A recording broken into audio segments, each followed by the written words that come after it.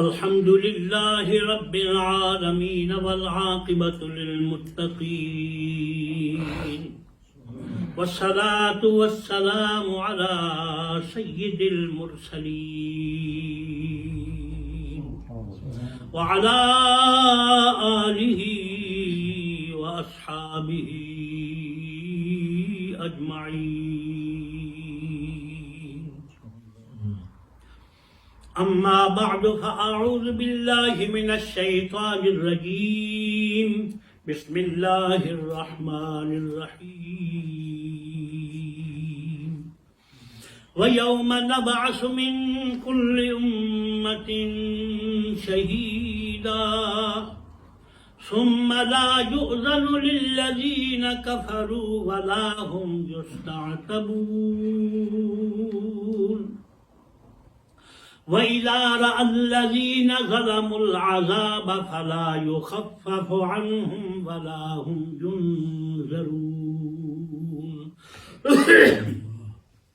وإذا رأى الذين أشركوا شركاءهم قالوا ربنا هؤلاء شركاؤنا الذين كنا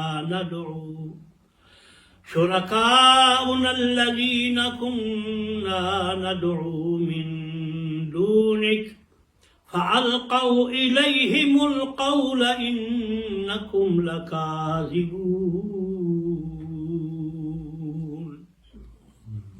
وألقوا إلى الله يومئذ السلم وضل عنهم ما كانوا يفترون.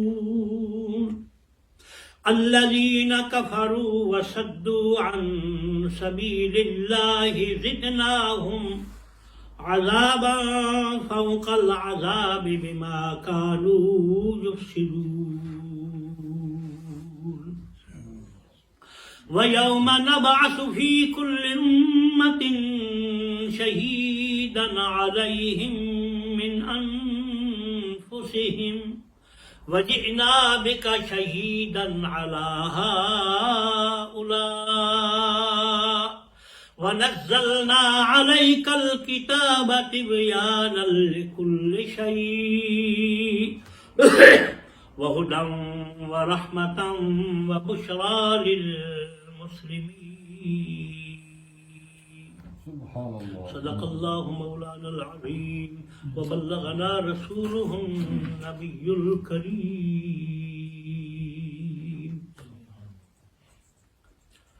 آج ہم الحمدللہ سورۃ النحل کے 12ویں رکوع کی تلاوت کر چکے ہیں، سن چکے ہیں. اللہ تبارک و تعالی ہمیں اپنے پاک کلام سمجھنے کی توفیق عطا فرمائے.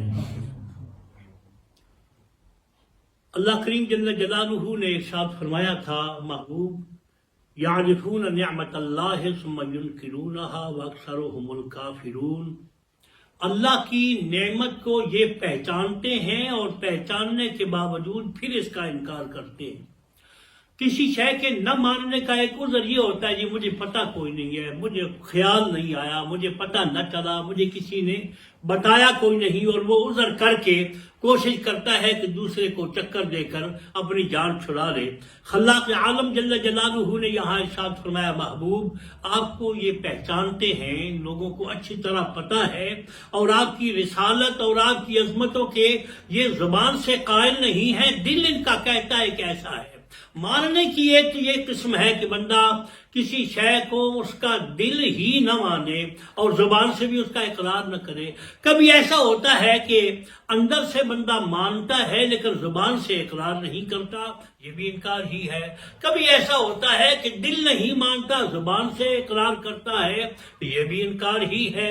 کسی کو قرآن مجید و فرقان حمید نے منافق کہا، کسی کو پکا کافر کہا.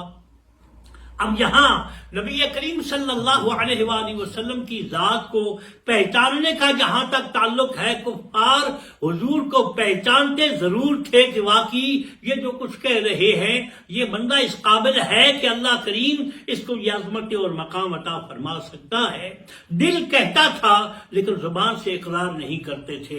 اب یہاں اللہ کریم جل جلالہ نے ارشاد فرمایا پہچان لینا اور دل کا اس کی طرف مائل ہونا لیکن زبان سے اس کا اقرار نہ کرنا، انکار کرنا، یہ بھی کفر ہی ہے۔ کوئی یہ نہیں کہ نہیں میں تو مانتا تو تھا لیکن میں نے زبان سے اقرار نہیں کیا۔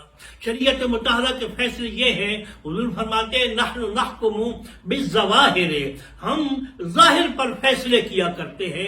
اس بندے نے کہا کیا تھا؟ مرتے ہوئے اگر کوئی بندہ کلمہ پڑھ لے، پہلے زندگی میں مسلمان نہیں تھا تو اس کے زبان سے کلمہ پڑھ لینے سے اگر کوئی بندہ مومن اس پر گواہی دے دے تو شریعت مطہرہ کہتی ہے اس کے ساتھ مسلمانوں والا سلوک کرو، ان کی نماز جنازہ اور اس کی تجہیز و تکفین کا سارا انتظام کرو، بشرطے کہ مومن اس کا کلمہ سننے پر گواہ ہو۔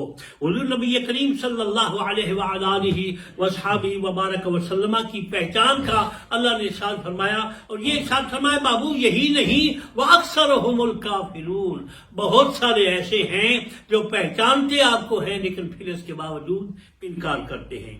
اب یہاں فرمایا جا رہا ہے کہ جو پہچانتے ہیں نہیں مانتے، اور جو پہچانتے بھی نہیں ہیں پتہ کوئی نہیں وہ نہیں مانتے۔ اب قیامت والے دن اللہ کی بارگاہ میں ان کو جب پیش کیا جائے گا، ان سے پوچھا جائے گا نہ ماننے کی وجہ کیا ہے، اور اس کے لیے اللہ کریم جل جلالہ نے اس رکوع میں اس کی تفصیل بیان فرمائی ہے۔ کفار جو نہیں مانتے تھے، پہلی ایک بات تو یہ بتائی کہ وہ سارے کا سارا ملبہ بتوں پر ڈال دیں گے جن کی وہ عبادت کرتے تھے، جن کو وہ خدا مانتے تھے، اور کہیں گے یہ کہ انہوں نے ہمیں گمراہ کیا، انہوں نے ہمیں آپ کی طرف نہ آنے دیا، آپ کو ماننے نہ دیا۔ اس کا تذکرہ بھی ہو رہا ہے، لیکن رب العالمین فرماتے ہیں اب کافر ہے وہ بھی اگر بات کرنے لگ جائے، قسمیں کھانے لگ جائے، قرآن مجید میں ہے رب العالمین فرماتے ہیں کہ قیامت والے دن کفار قسمیں کھائیں گے، قسمیں کھا کھا کر کہیں گے نہیں جی ہمارا کوئی قصور نہیں، یہ ہوا تھا، یعنی مختلف بہانے بنانے کے لیے۔ اللہ کریم جل جلالہ ارشاد فرماتے ہیں اس وقت تمہاری نہیں مانی جائے گی، اس کی وجہ یہ ہے کہ تم تو زندگی میں بھی جھوٹ بولتے تھے، اب وہاں بھی جھوٹ بولو گے۔ ہم نے اس کے لیے تمہارا سچ اور جھوٹ اس کا نکھار کرنے کے لیے ہم نے گواہ مقرر کیے ہوئے ہیں، تمہاری نہیں سنی جائے گی، ان کی سنی جائے گی کہ وہ کیا کہتے ہیں۔ وَيَوْمَ نَبْعَثُ، قیامت والے دن، وَيَوْمَ نَبْعَثُ، جس دن کے ہم اٹھائیں گے، ہم کھڑا کریں گے، مِن كُلِّ أُمَّةٍ شَهِيدًا، ہر امت سے گواہ، جس دن ہم ہر امت سے گواہ کھڑا کریں گے۔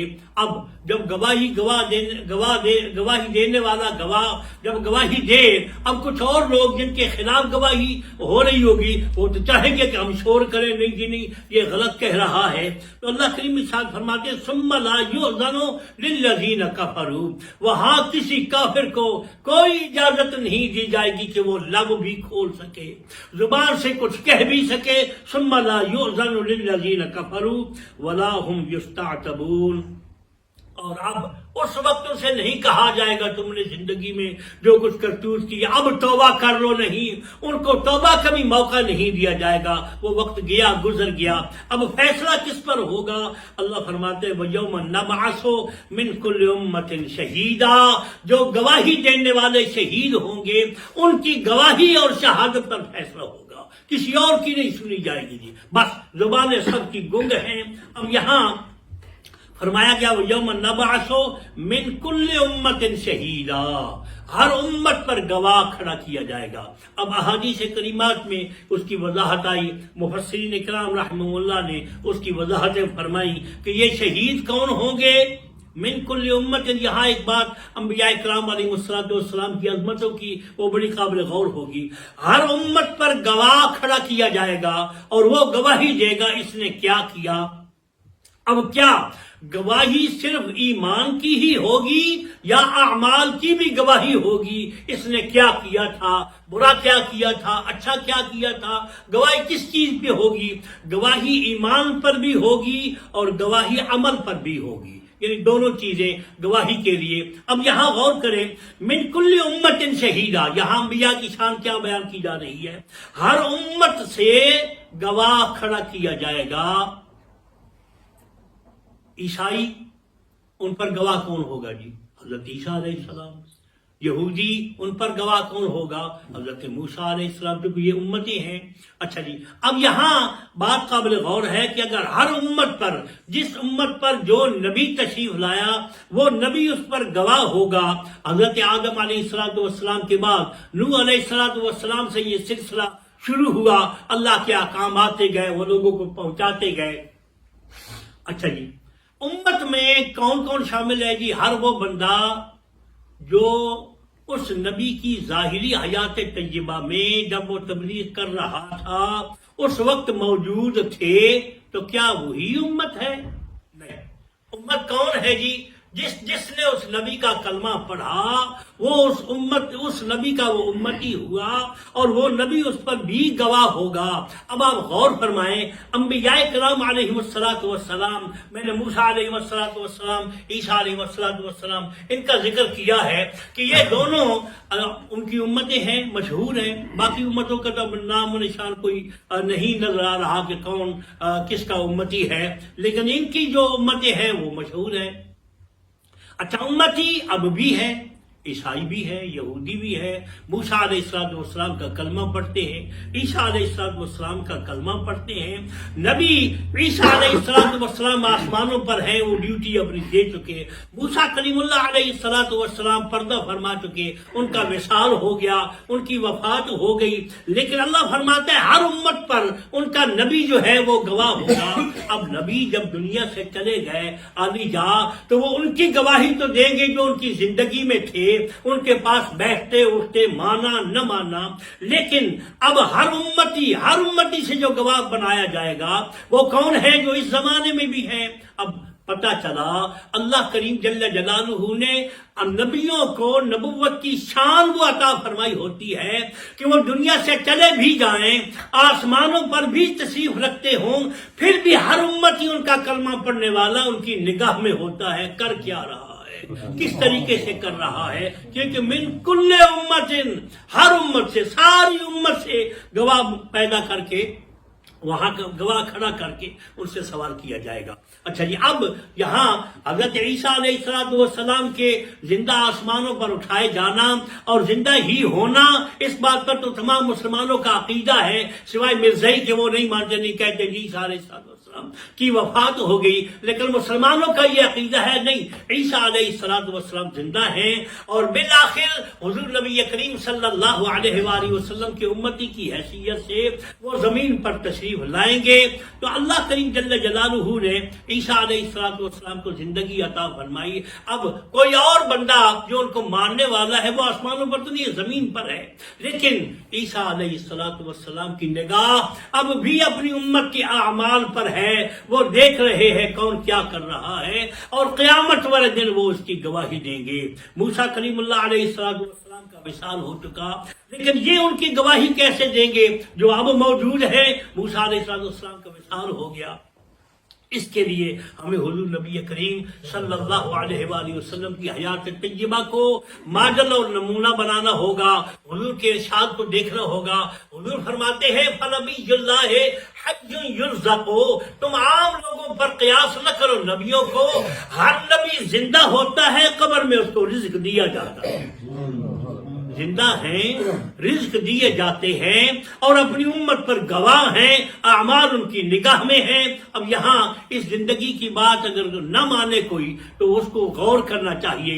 رسول اللہ صلی اللہ علیہ وآلہ وسلم ظاہری حیات طیبہ میں اپنے جسم اقدس کے ساتھ مسجد اقصیٰ میں تشریف لے گئے، اور تمام انبیاء حضور کے مقتدی بنے، حضور نے صلی اللہ علیہ وآلہ وسلم ان کا امام بن کر انہیں نماز پڑھائی، تو یہ بھی انبیاء کے زندہ ہونے کی دلیل ہے بعد الوصال۔ اور یہ اب یہاں ہم بھی حضور کی امتی ہیں، تو نبی کریم صلی اللہ علیہ وآلہ وسلم نے ہماری بھی گواہی دینی ہے۔ یہی وجہ ہے کہ جب قرآن مجید کی وہ سورۃ النساء کی آیت کریمہ نازل ہوئی. صحابہ فرماتے ہیں حضور نبی کریم صلی اللہ علیہ وآلہ وسلم کو جب اللہ کریم جل جلالہ نے فرمایا اور حضور یہ آیت تلاوت کر رہے تھے، محبوب باقیوں کو بھی نبیوں کو گواہ بنایا جائے گا. فَكَيْفَ إِذَا جِئْنَا مِنْ كُلِّ أُمَّةٍ بِشَهِيدٍ وَجِئْنَا بِكَ عَلَىٰ هَٰؤُلَاءِ شَهِيدًا. محبوب پہلے نبی اپنی امتوں پر گواہ وٹنس ہوں گے اور محبوب آپ کو بھی اپنی امت پر گواہ بنا کر پیش کیا جائے گا. اب یہاں صحابہ فرماتے ہم دیکھتے نبی کریم علیہ السلام کی آنکھوں سے ٹپ ٹپ آنسو گر رہے ہیں، حضور رو رہے ہیں. صحابہ فرماتے ہیں، مفسرین فرماتے ہیں اس کی اصل وجہ یہ تھی کہ نبی کریم صلی اللہ علیہ وآلہ وسلم نے گواہی دینی ہے. امت گناہ گار بھی ہے، امتی گناہ کرنے والے بھی ہیں، اور حضور رو اس لیے رہے ہیں. ان کے حق میں کیا گواہی دیں گے؟ اگر ان کے اعمال بد کے بارے میں گواہی دیں تو پھر تو وہ گئے. تو یہ دکھ اور درد تھا نبی کریم علیہ السلام کو. حضور رو رہے تھے. نبی کریم علیہ السلام گواہ ہے ہم پر بھی. اب کچھ لوگ کہتے نہیں جی وہ تو بس قبر میں ہے، ان کو کیا پتا ہم کیا کر رہے ہیں. تو اگر ان کو کچھ نہیں پتا، تیرے ایمان کی گواہی کون دے گا؟ تجھے لاکھ تو اس وقت لا یؤذن للذین کا کسی کو بولنے کی اجازت نہیں ہے، زبانیں بند ہیں، تو تیرے ایمان کی گواہی کون دے گا؟ اگر حضور کو پتہ ہی نہیں تو تیرا گواہ کون ہوگا؟ اللہ کے محبوب صلی اللہ علیہ وآلہ وسلم کی نگاہ میں ہیں ہم سب، اور حضور ہمارے حق میں گواہی دیں گے. وہ حدیث کریمہ آپ نے کئی بار سنی، شاید میں نے بھی ذکر کیا ہو پہلے، کہ ایک بندہ جس کو فرشتوں نے نامہ اعمال پہ سارے ترازو پر اس کے اعمال تولے، اس کی نیکیاں کم بدیاں زیادہ، فرشتوں کو حکم ہوا اس کو جہنم میں لے جاؤ. نبی کریم صلی اللہ علیہ وآلہ وسلم کو آدم علیہ السلام نے بتایا، محبوب اے محمد صلی اللہ علیہ وسلم آپ کا ایک امتی جہنم کی طرف لے جایا جا رہا ہے. نبی کریم علیہ السلام نے اللہ کی بارگاہ میں عرض کیا، فرشتوں سے کہا اسے واپس لے آؤ. اللہ نے اجازت دی. فرشتے نامہ اعمال کے پاس، واقعی ترازو کے پاس جس کو میزان کہتے ہیں، وہاں واپس لے آئے. سبحان اللہ. نبی کریم صلی اللہ علیہ وآلہ وسلم نے فرمایا ان کے اعمال دوبارہ تولو. اس کے اعمال دوبارہ تولے گئے. واقعی نیکیاں کم ہوئی، برائیاں زیادہ ہو گئیں، وہ زیادہ وزنی ہو گئیں. نبی کریم صلی اللہ علیہ وآلہ وسلم نے اپنے دامن سے، اپنے کپڑے سے ایک چھوٹی سی پرچی نکالی، اس کو نیکیوں کی طرف رکھا. جو ہی رکھتے گئے تو نیکیوں کا پردہ جو ہے وہ زیادہ بھاری ہو گیا. اب یہاں اللہ کریم جل جلالہ نے حکم دیا، فرشتوں اب اس کی نیکیاں زیادہ ہو گئی ہیں، چلو اس کو جنت میں لے جاؤ.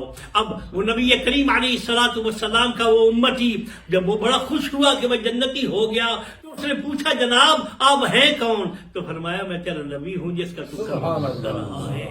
تو نبی کریم علیہ السلام سے عرض کیا، حضور یہ تھا کیا جو آپ نے سنبھال کے رکھا ہوا تھا؟ سرکار نے ارشاد فرمایا تو نے مجھ پر ایک مرتبہ اتنی محبت سے درود پڑھا تھا کہ وہ فرشتوں کی نگاہوں سے بھی اوجھل رہا، اتنی سپیڈ سے مجھ محمد تک پہنچ گیا.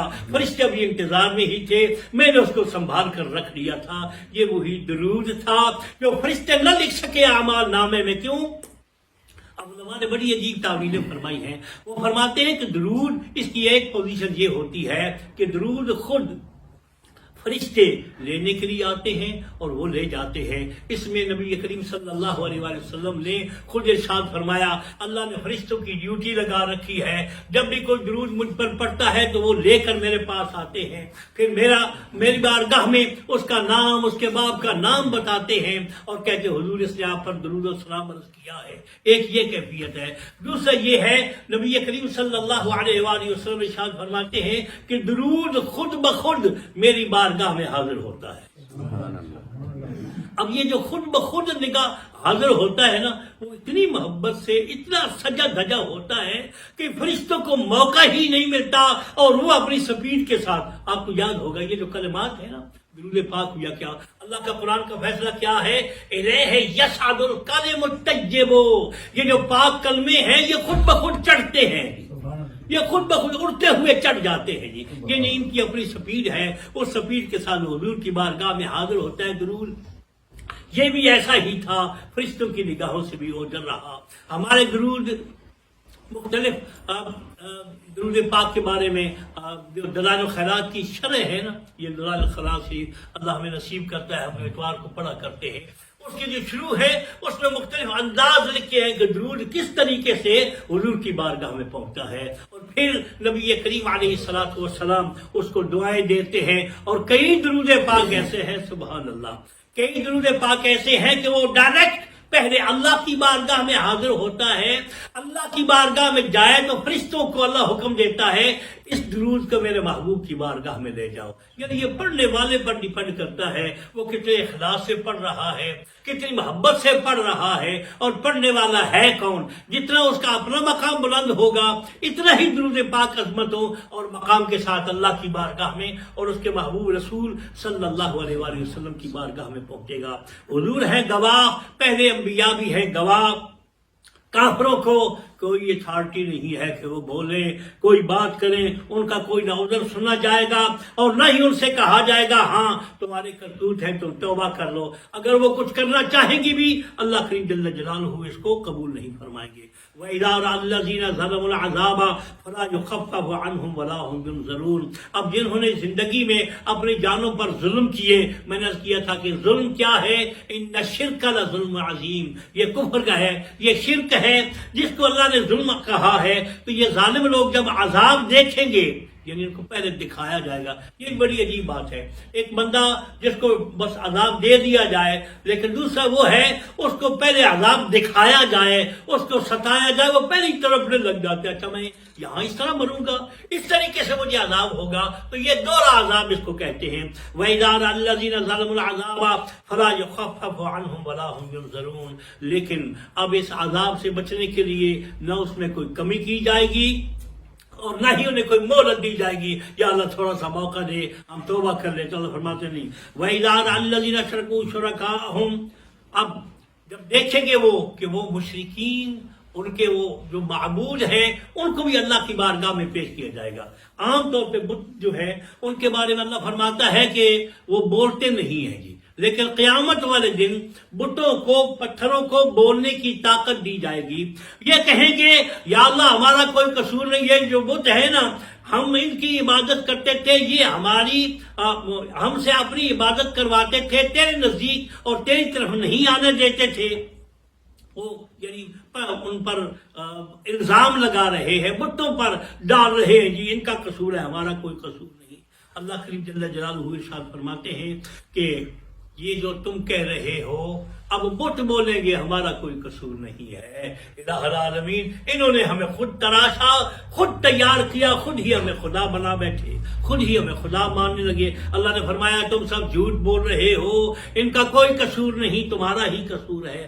وَأَلْقَوْا إِلَى اللَّهِ يَوْمَئِذٍ السَّلَامَ وَضَلَّ عَنْهُمْ مَا كَانُوا يَفْتَرُونَ۔ اب حالت یہ ہوگی اللہ کے سامنے وہ گر گرائیں گے، روئیں گے، منہ کے بل گر پڑیں گے اور کہیں گے کوئی ہے چارہ جس سے ہم بچ جائیں، لیکن وہ بتوں پر بہتان باندھ رہے ہیں کہ بتوں کا کوئی قصور نہیں، ان کے اپنے ہی کرتوت تھے۔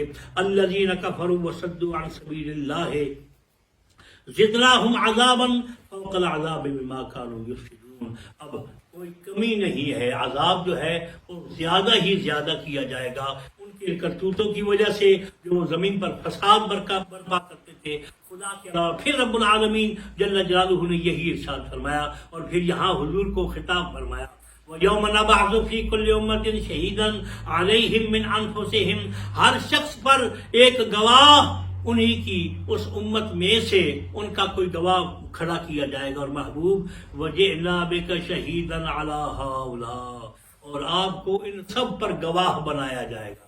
سبحان اللہ، نبی جن کے بولنے پر، جن کی زبان پر کوئی شک نہیں ہے، اللہ کریم جل جلالہ فرماتے ہیں محبوب تیری شان یہ ہے، وہ انبیاء بھی دیکھیں گے آمنہ کے لال کی زبان ہمارے حق میں کیسے بولتی۔